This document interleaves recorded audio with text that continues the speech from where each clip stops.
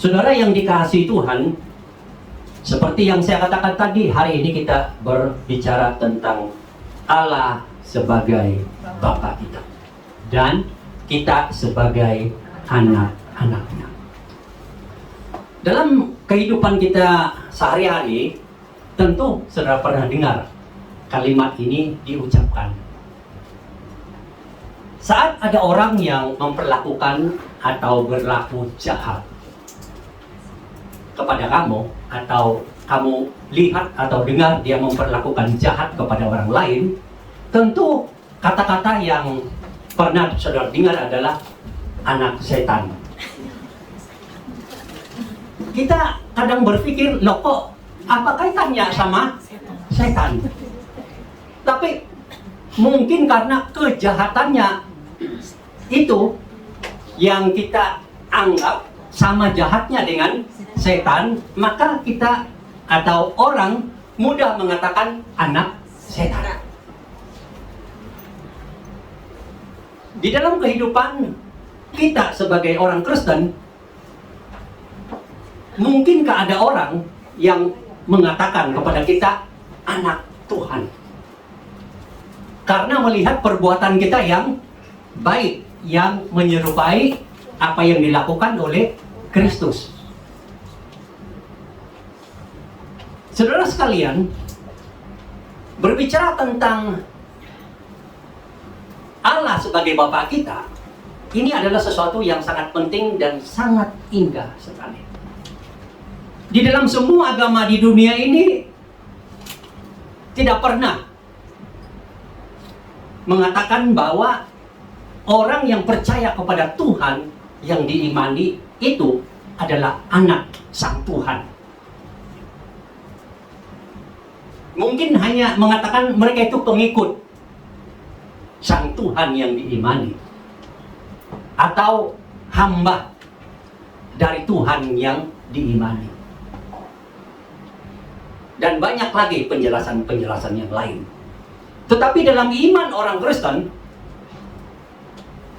Tuhan itu adalah Bapa kita dan kita adalah anak-anaknya. Firman Tuhan yang sudah kita baca tadi sangat jelas berbicara tentang itu. Saat saudara dan saya percaya kepada Tuhan Yesus, menerimanya menjadi juru selamat dan Tuhan kita, firman Tuhan katakan, kamu telah menjadi atau diberikan hak atau dimeterai secara ilahi menjadi anak-anak Allah. Dan banyak ayat-ayat daripada firman Tuhan yang mengajar bahwa sesungguhnya kita semua ini yang telah percaya kepada Tuhan di dalam Yesus, menerima Yesus menjadi juru selamat dan Tuhan kita, disebut sebagai anak-anak Allah. Itu sesuatu yang sangat indah. Itu berarti Bapa rohani kita, Bapa kita yang kekal selama-lamanya adalah Allah sendiri. Allah sebagai Bapa kita itu sesuatu yang sangat indah, sangat luar biasa. Kalau ada di antara kita yang agak sulit menerima atau mengalami kenyataan sebagai pengalaman rohani Allah sebagai Bapa kita, itu ada banyak penyebabnya. Antaranya adalah karena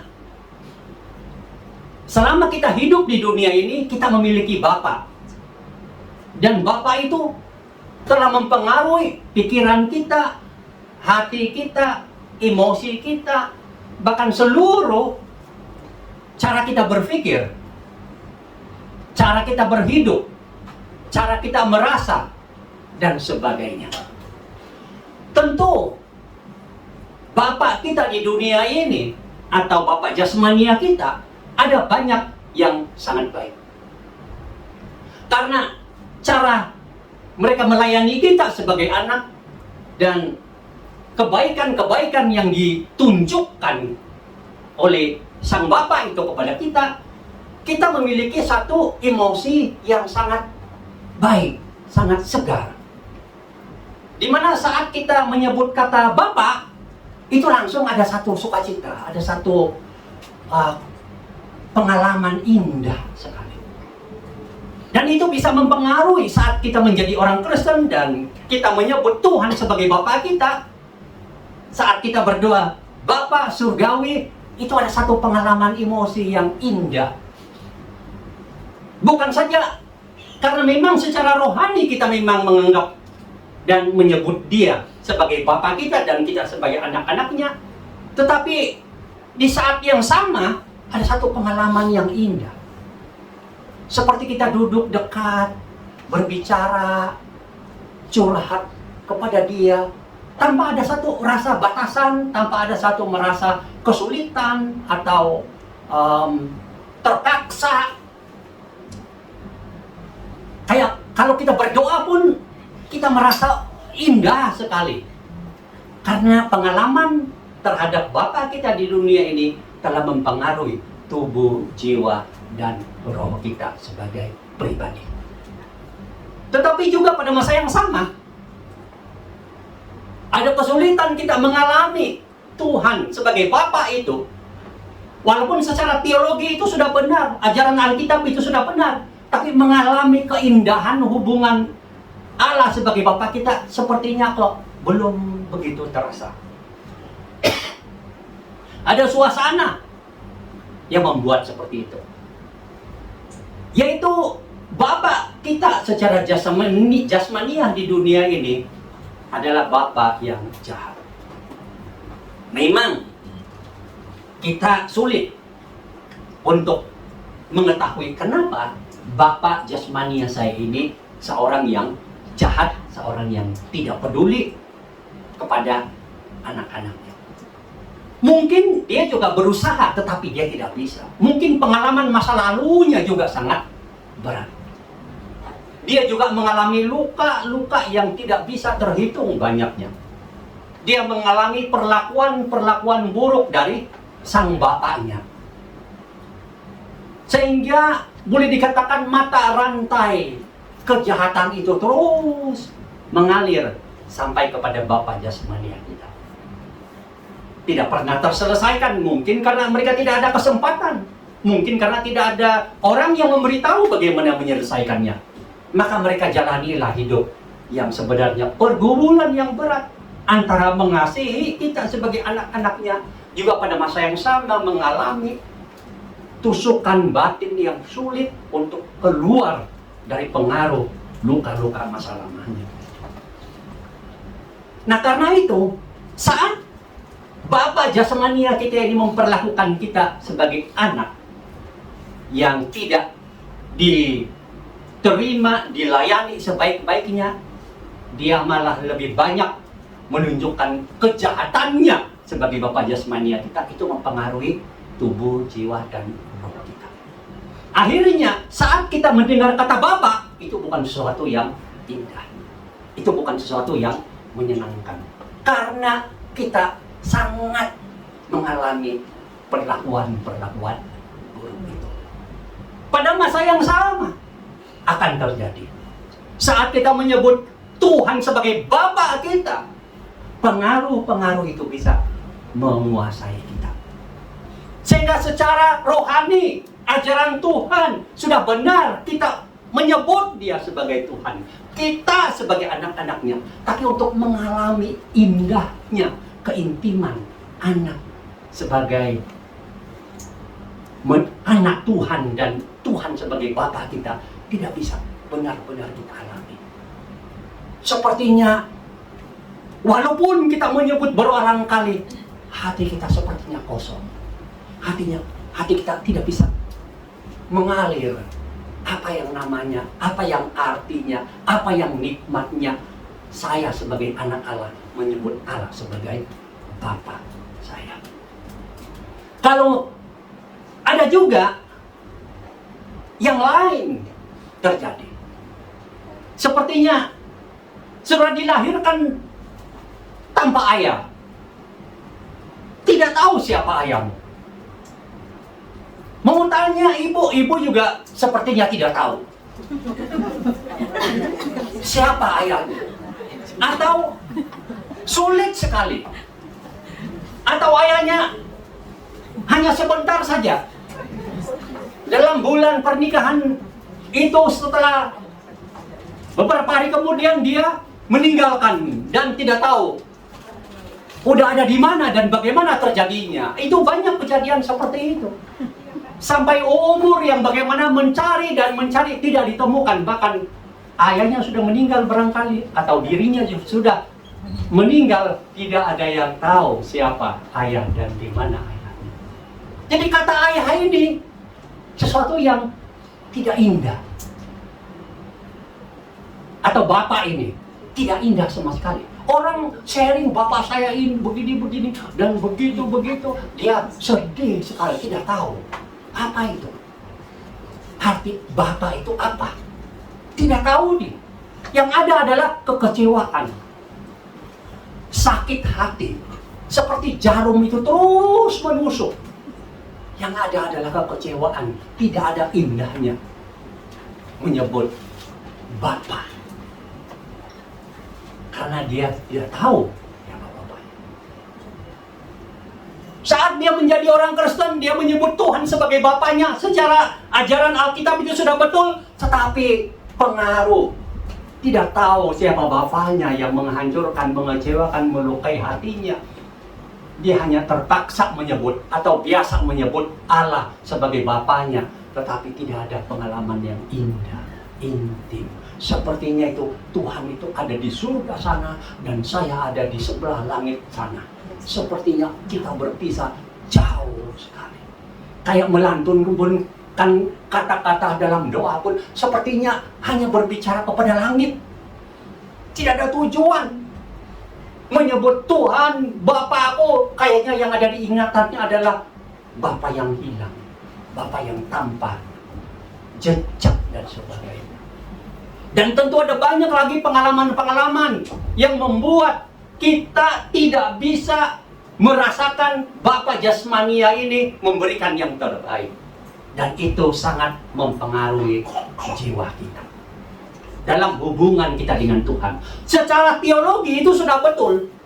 Kita anak Tuhan, Tuhan Bapa kita. Tapi mengalami indahnya hubungan itulah yang menjadi masalah. Kenapa bertahun-tahun kok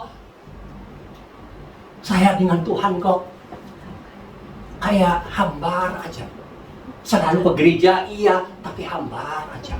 Berdoa, iya, kata-katanya bagus, bahasa Indonesianya bagus, tapi hambar aja pengalamannya.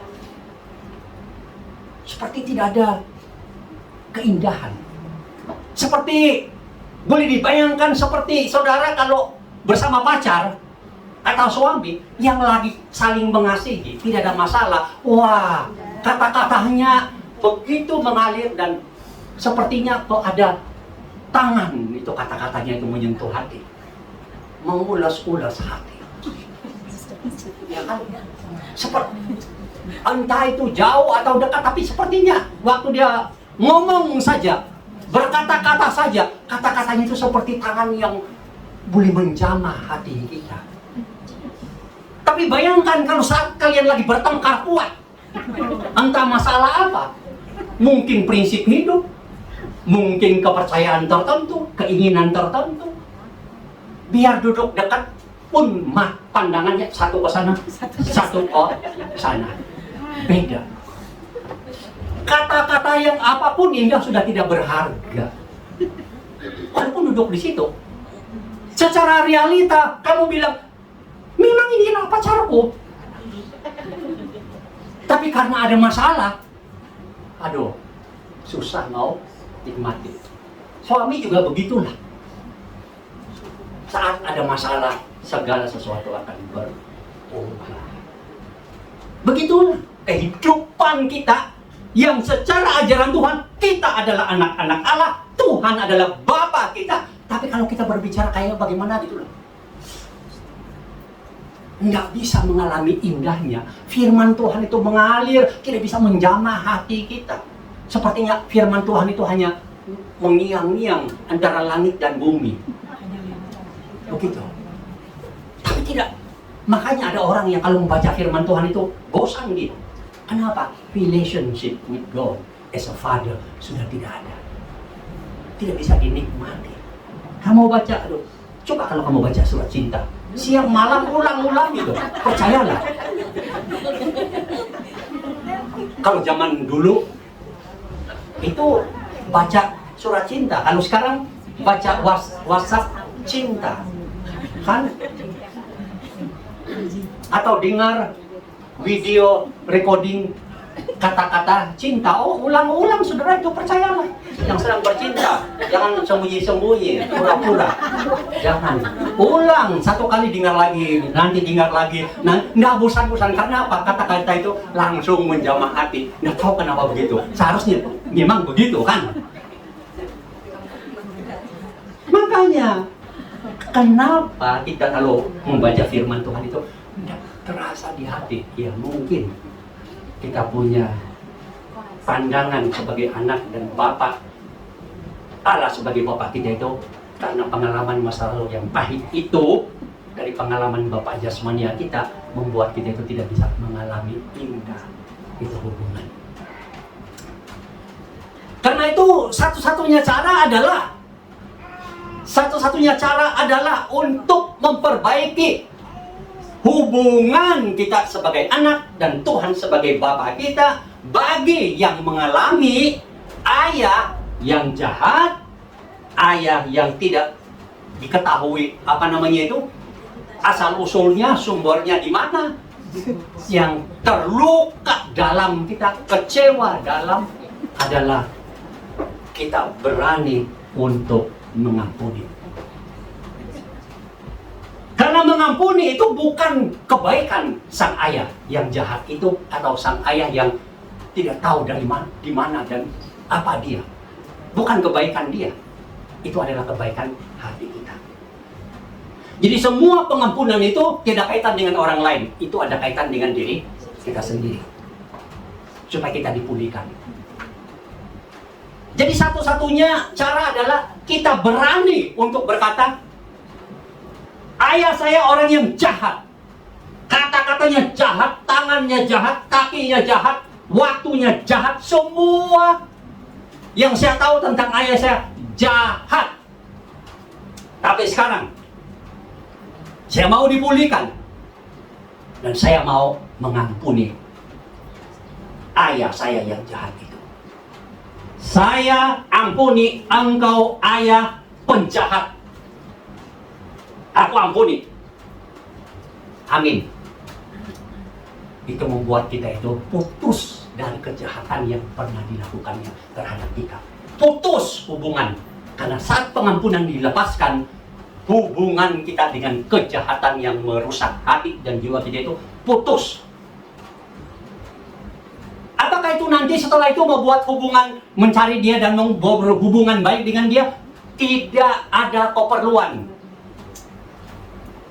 Keperluan satu-satunya mengampuni. Kalau hubungan kalian tidak bisa diperbaiki, ya sudah. Tapi hati sudah diperbaiki. Karena ada orang, kalau saya akan katakan, tidak perlu kamu cari dia dan bereskan supaya hubungan kamu baik. Kenapa? Ada orang yang hatinya lemah. Makin ketemu, makin hancur dia punya hati dan masa lalunya tumbuh kiri kanan. Akhirnya luka lama kembali.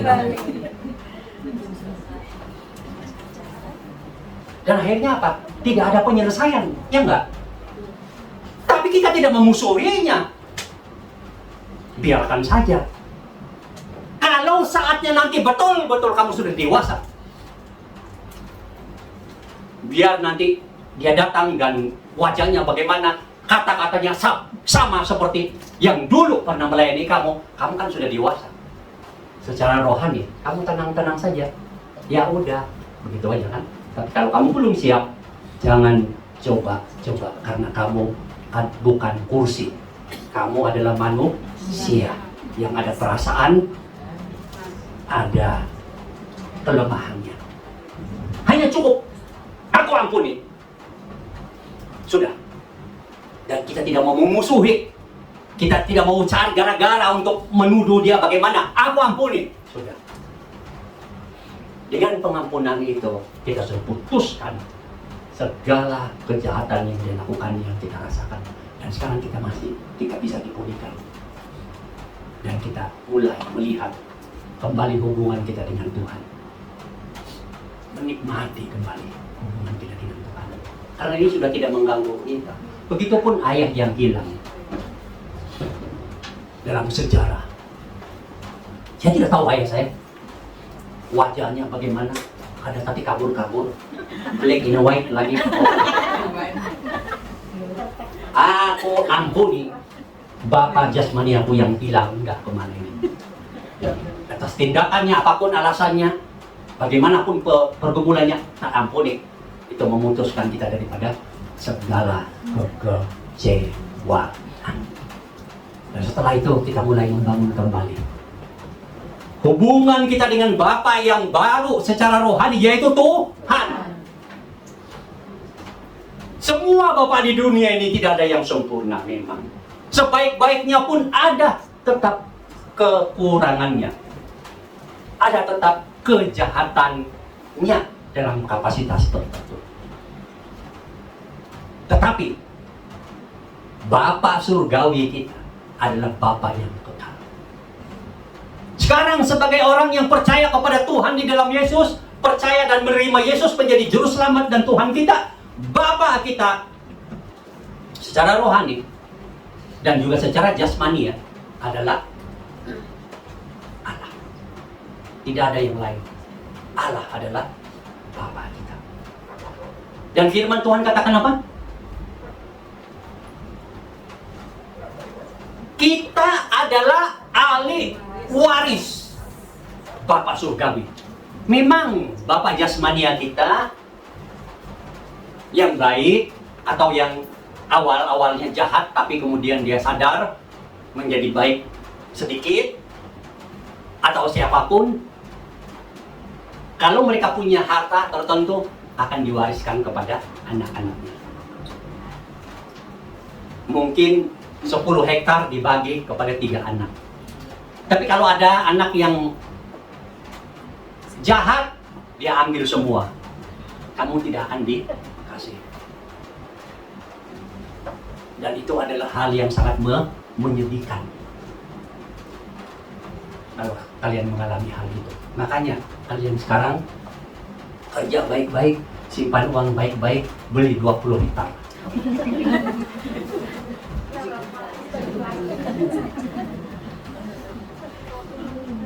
Tidak perlu bergantung kepada warisan.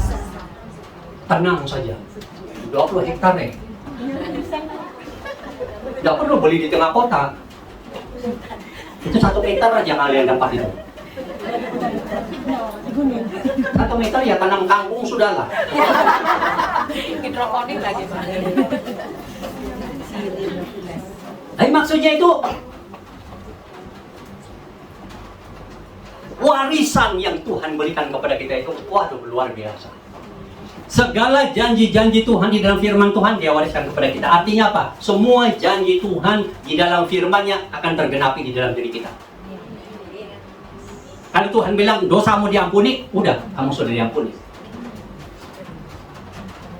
Bagaimana kamu mengalami kepastian bahwa kamu diampuni? Susah. Mau pakai apa ukurannya? Hah? Coba kasih tahu. Berbuat baik. Jangan-jangan kejahatanmu lebih banyak daripada perbuatan baikmu.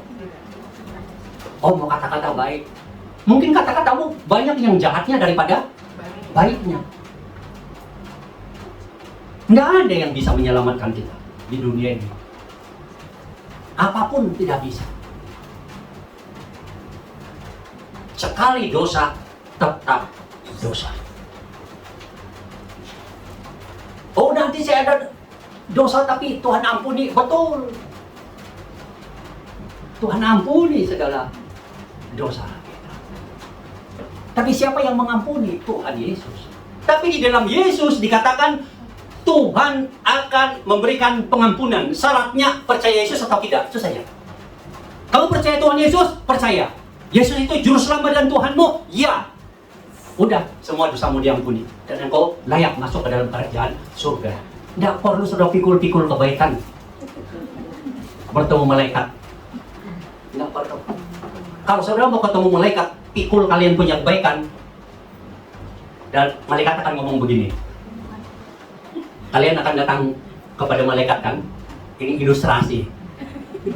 Mungkin ke surga. Saudara bawa berkarung-karung kebaikan. Terus saudara ngomong sama malaikat. Malaikat, aku percaya dan bisa masuk surga.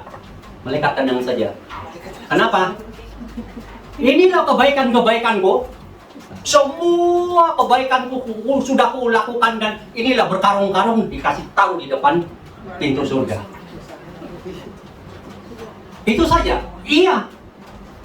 Kamu tidak ada alasan untuk menolak aku. Lalu malaikat bilang begini, sorry, hal-hal begini ini tidak ada di dalam kerajaan surga. Tidak ada. Tidak ada di soal banyak harta dan tidak banyak harta, banyak kebaikan dan tidak banyak kebaikan. Ini tidak ada di surga punya urusan. Itu urusan kamu di dunia kan? Apa agamamu? Patutlah itu kamu punya urusan. Di sini hanya ada satu. Kamu ada Yesus, percaya Yesus, masuk. Kamu masuk surga, ya tidak bawa apa-apa. Bahkan tubuhmu kurus dan kering, tidak apa-apa. Yang penting hatimu ada Yesus. Begitu. Nah itu akan menjadi milikmu, kata Tuhan, diwariskan kepadamu. Surga diwariskan. Coba bayangkan. Agama mana yang mewariskan surga kepadamu? Tuhan mana? Tidak ada itu. Belum pasti masuk surga atau tidak. Oh, jangan harap diwariskan lah. Mau cari-cari waris kerja, Tuhan mewariskan kerajaan surga menjadi milikmu? Tidak ada. Tapi firman Tuhan katakan tadi, dia akan wariskan janji-janjinya, termasuk janji masuk surga. Begitu kan? Siapa yang ada di dalam percaya Yesus masuk surga. Begitu aja poinnya. Surga menjadi milikmu. Kenapa? Nah ini. Pertanyaan pertama adalah, siapa bapakmu? Kalau kamu tahu bapakmu, kamu akan menerima waris darinya.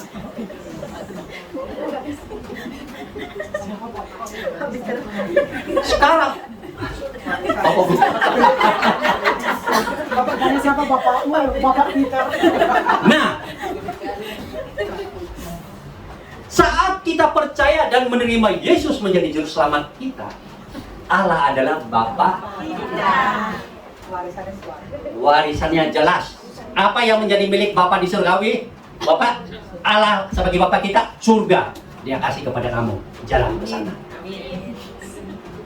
Makanya kita tenang. Besok kita mati, tenang saja. Bapa akan datang dan kasih ini surga untukmu. Karena hubungan anak dan Bapa itu selama-lamanya. Firman Tuhan bilang, percaya kepada Tuhan Yesus, aku akan memberikan mereka hidup kekal sampai selama-lamanya. Hidup kekal di surga. Jadi kalau saudara tidak yakin bahwa ada hidup kekal, yakinlah sekarang. Kalau kamu sudah percaya kepada Yesus, kamu sudah menjadi anak-anak Allah. Allah sebagai Bapamu. Pasti di surga akan diberikan. Kamu mau atau tidak, tetap saja dikasih. Karena kamu ada hak untuk masuk ke sana. Dan Tuhan akan membela kamu di dunia sampai di surga. Karena kamu adalah anaknya. Kadang sejahat-jahat Bapa di dunia pun membela anaknya. Ya kan? Coba kalau ada Bapak begini. Di rumah, dia kayaknya jahat. Dikit-dikit terlampau tegas. Itu ini kayak anaknya anggap ayah ini memang jahat, dia bilang. Karena pikirannya kan masih pendek. Masih anak namanya. Jahat, dia bilang. Tapi begitu anaknya keluar dari rumah, main-main di luar sana, terus ada penjahat datang. Oh, dia bela anaknya habis-habis itu. Betul nggak? Ibu juga begitu, di rumah, wah mulutnya kemana-mana sama anaknya. Ya kan? Kayak jahat aja gitu. Tapi begitu anaknya main-main di luar, terus ada anak lain yang menjahati, wah, dia berdiri dengan kencang dan suaranya membela anaknya. Orang bilang, sejahat-jahatnya ayah ibu itu tetap aja membela anaknya kalau ada apa-apa. Apalagi Bapak di surga, saudara. Satu, dia sudah baik, dan yang terbaik, yang mengasihi, yang luar biasa. Dia akan bela kita sampai ke surga. Ingat itu baik-baik. Dia akan bela kita sampai di surga selama-lamanya. Oh, indah. Jadi saat saudara berdoa, Bapakku yang di surga, itu ada satu keindahan. Oh, segala warisan diberikan kepadamu, segala janji-janji Tuhan diberikan kepadamu. Oh, dia akan memelihara saya di dunia ini dan di akhirat. Oh Tuhan, thank you. Ini memberikan kita apa? Kekuatan, semangat hidup. Dunia membenci saudara, mengabai saudara, menipu saudara, menghancurkan saudara. Itu dunia. Tapi kalau kita memiliki Bapa di surga, dia akan membela kita. Dunia sampai di akhirat. Di dunia orang bilang, oh kami ini miskin, kami ini tidak ada apa-apa. Tuhan yang kaya, pemilik surga dan bumi dan segala-galanya adalah ayah kamu, dia akan wariskan semua itu menjadi milikmu. Saatnya nanti kau jalan di surga, itu adalah milikmu. Dan saudara tenang saja, engkau adalah kaya dari yang semua yang kaya di dunia ini secara jasmania. Amin.